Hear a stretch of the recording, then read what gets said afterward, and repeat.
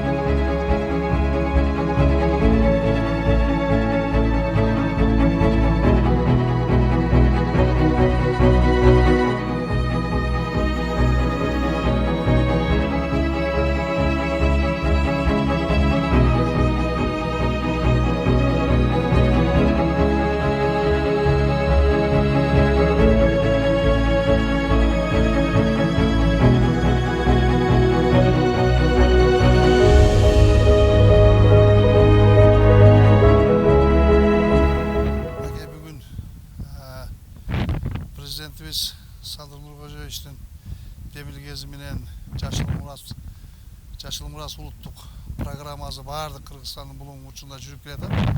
Ошонун негизинде биздин Чаткал райондук мамлекеттик администрациянын башчысы Алтынбек Жыргалбаевичтин атайын буйругу чыккан. Терексе айыл өкмөтүнө 20 көчөттөрдү эгүү каралган. Мынакей бүгүн биз бул жерге 6000 түп көчөт отургузуп атабыз.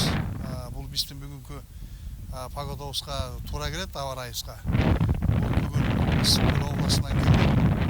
Андан тышкары балабакчаларга, мекемелерге, мектептерге Токтогул районунан атайын карагайларды алдырганбыз. Ал карагайлар биздин мекемелерге экенбиз. Ошентип жалпы элди кошуп баардык элге келген көчөттү ушул коюлган тапшырманы 20 000 көчөткө ашырдык. Жакынкы күндөр ушул 6 000 көчөттү королоо каралганбыз. Эми бул жерди королоп, анан атайын ушул багбаңчылык менен алектенген жарандарыбыздан атайын штатка коебуз.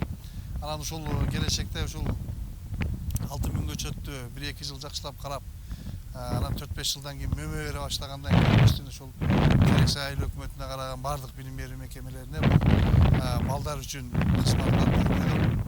Анан эми бүгүнкү күндө ушул экологиялык проблема болуп атат, таза аба. Ошон үчүн баардык эл журтту ушул жашылдандырууга, жашаган жерибизди жалпы эле таза кармоого чакырат элем. Анан эми бул жерде иштеп жаткандардын баардыгы депутаттар бар, балабакчанын кызматкерлери бар, анан активист жарандар бар, анан айыл өкмөтүнүн кызматкерлери бар.